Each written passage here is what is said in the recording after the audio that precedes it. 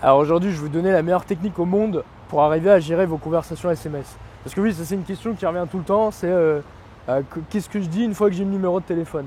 Un petit peu comme si la conversation SMS c'était une nouvelle dimension de la séduction avec des nouveaux codes, des nouvelles règles autres que celles de la réalité, dans lequel il faudrait à nouveau performer pour absolument obtenir le Saint Graal, le rencard, quoi.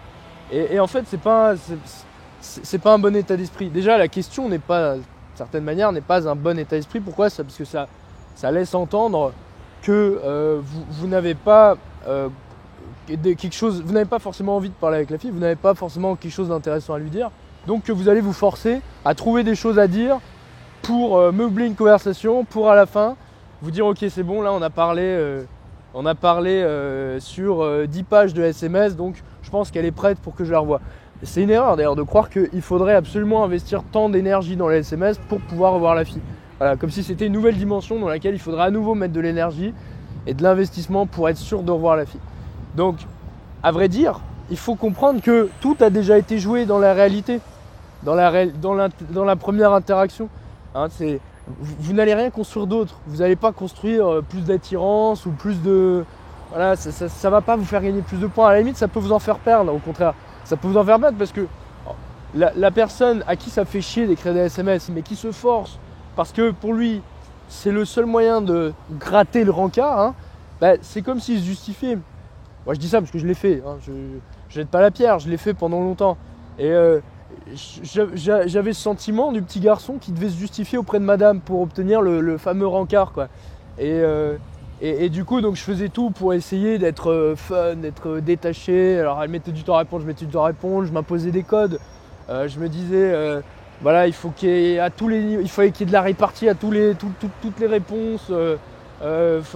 Je mettais chaque smiley était incliné d'une telle façon que ça renvoyait telle émotion. J'étais un véritable Flaubert des SMS. Mais ça, ce que ça véhiculait, c'était que je me justifiais pour gratter le rencard. Que deux, j'avais pas forcément grand chose d'intéressant à faire de ma vie, quoi. Je pouvais me permettre de balancer de l'énergie du temps comme ça par les fenêtres.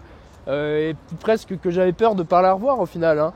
Et ça, on s'en rend compte qu'une fois qu'on relit les messages, plusieurs mois après, c'est là qu'on se rend compte qu'effectivement, ah oui, c'est pas naturel. Et la fille, elle le sent que la personne, elle est en train de se justifier.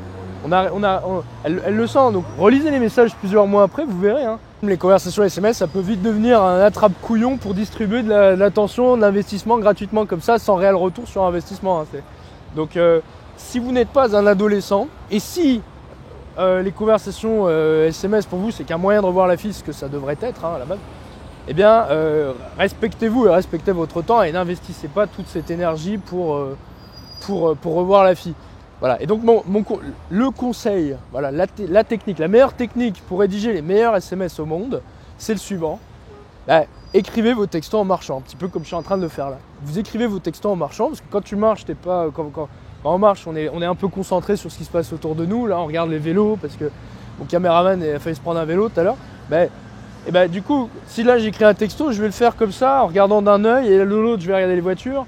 Je vais être beaucoup plus spontané, je vais pas être concentré à l'idée de ressortir la meilleure machin. Parce que moi je connais des mecs, quand ils écrivent un texto, il faut absolument, ils me disent attends, non, faut que je m'assoie, il faut que je rédige mon truc, ça prend du temps. Arrêtez.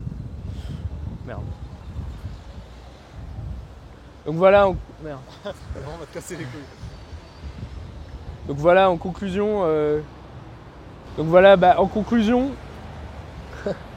Tu vas jamais y arriver, ils vont te revenir dans la gueule, tu vas pas pouvoir finir. C'est pas grave, je vais y arriver. C'est pas les cheveux qui vont m'arrêter. Ne vous faites pas chier à écrire, à peaufiner une œuvre d'art, une dissertation ou quoi. Arrêtez de penser que vous avez besoin de vous justifier pour gratter le rencard. Hein. Tout s'est joué à l'approche. Écrivez vos messages en marchant et en moins de 10 secondes et proposez rapidement de revoir la personne en fait. Ne vous prenez pas la tête. On a dans le club des philogines un Discord. Un Discord, c'est comme une plateforme, comme un chat si vous voulez, où on peut parler aussi à l'oral. Et je sais que les plus jeunes philogines, ils aiment bien s'envoyer des captures d'écran, des conversations SMS. Si vous voulez qu'on vous donne des conseils sur vos conversations SMS, en tout cas, c'est une des choses qu'on fait dans le club des philogines, mais ça va quand même beaucoup plus loin que ça. On parle quand même, a priori, l'idée c'est plus de parler de psychologie, de parler le sujet un peu plus noble, si je puis dire. Voilà. Bonjour à la caméra. Bonjour, vous êtes sur YouTube, voilà. Ça les excite les caméras, les lycéens. Ah, il est populaire. C'est ça, c'est ça. Ah, c'est Ibra TV, c'est Cyprien.